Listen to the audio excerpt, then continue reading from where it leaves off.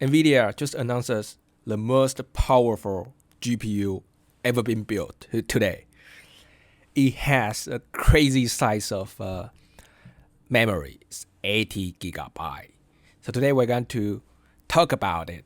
And before we dive in, if you would like to receive more technology news analysis like this, don't forget to subscribe.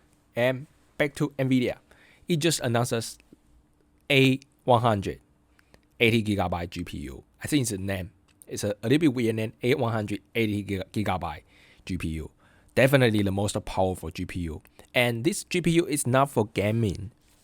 Of course, you can use that for gaming purposes, but you may not do that because it's very expensive, and it's mainly built for AI and the other supercomputing purposes.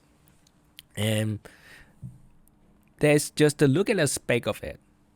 80GB RAM is the most selling point of it. And some other thing is it has a very, very good memory bandwidth. It can transfer 2 terabytes of data per second. That's insane. Previously, a lot of GPUs, they fail to kind of make it faster than this threshold, 2 terabytes. And this one, A100, just does it. I think that's a really tremendous achievement. And for me, most important thing is 80GB GPUs.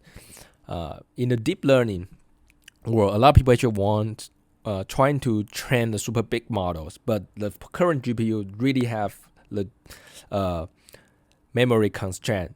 That makes people need to train the model distributed in many different GPUs. They make the engineering efforts very high.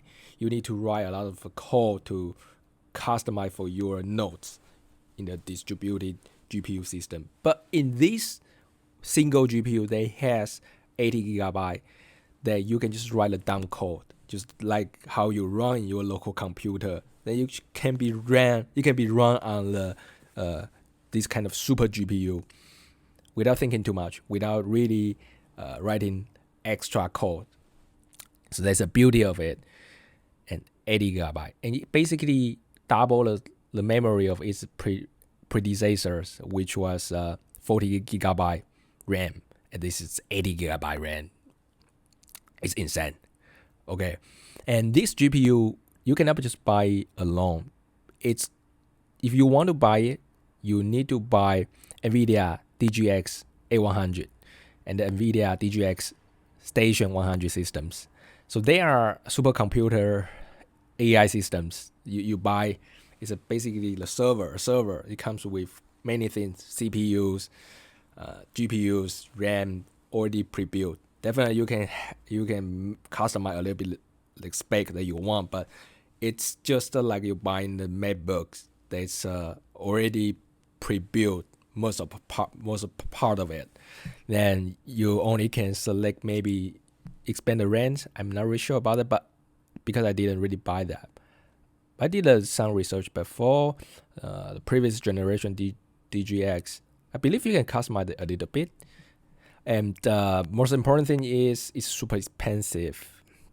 And some research labs they buy these kind of systems. And this super GPU, the most powerful GPU ever been built, it's expected to ship this quarter, which is fast. Last quarter, fourth quarter in 2020, that you can have 80GB GPU. I think that's super cool.